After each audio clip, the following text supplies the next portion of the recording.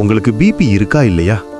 உண்மையாக சொல்லணும்னா ரொம்ப பேருக்கு பிபி இருக்கு, ஆனா அவர்களுக்கே தெரியாது.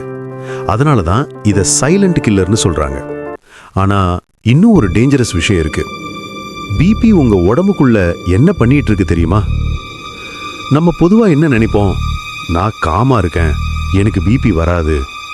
ஆனா உண்மை என்னன்னா, பிபி இருந்தாலும் கூட ரொம்ப நாளைக்கு எந்த சிம்டமும் இல்லாம இருக்கும்.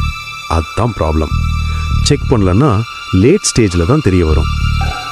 சரி, பிபினா என்ன?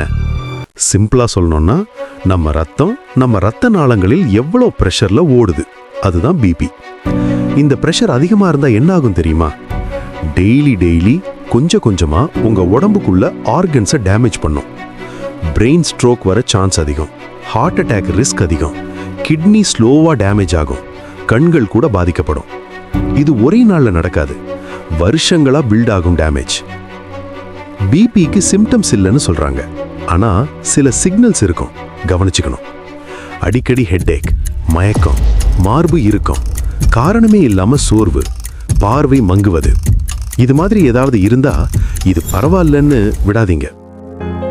நல்ல விஷயம் என்னன்னா, இது நாம ஈஸியா கண்ட்ரோல் பண்ணலாம். ரெகுலரா பிபி செக் பண்ணுங்க, உப்பு கொஞ்சம் குறைச்சுக்கோங்க, தினமும் கொஞ்சம் வாக் இல்ல எக்ஸசைஸ், ஸ்ட்ரெஸ்ஸை குறைச்சுக்கோங்க, ஸ்மோக்கிங், ஆல்கோஹாலை அவாய்ட் பண்ணுங்க. ஆல்ரெடி பிபி இருக்குன்னா மருந்து ஸ்கிப் பண்ணாதீங்க. பிபி ஒரு டேஞ்சரஸ் விஷயம்தான், ஆனா ரைட் டைம்ல கண்டுபிடிச்சா நம்ம கண்ட்ரோல் பண்ண முடியும். இந்த வீடியோவை உங்க ஃபேமிலி, ஃப்ரெண்ட்ஸ் கிட்ட ஷேர் பண்ணுங்க. ஒரு செக் பண்ணினாலே ஒருத்தருடைய லைஃப் சேவ் ஆகலாம்.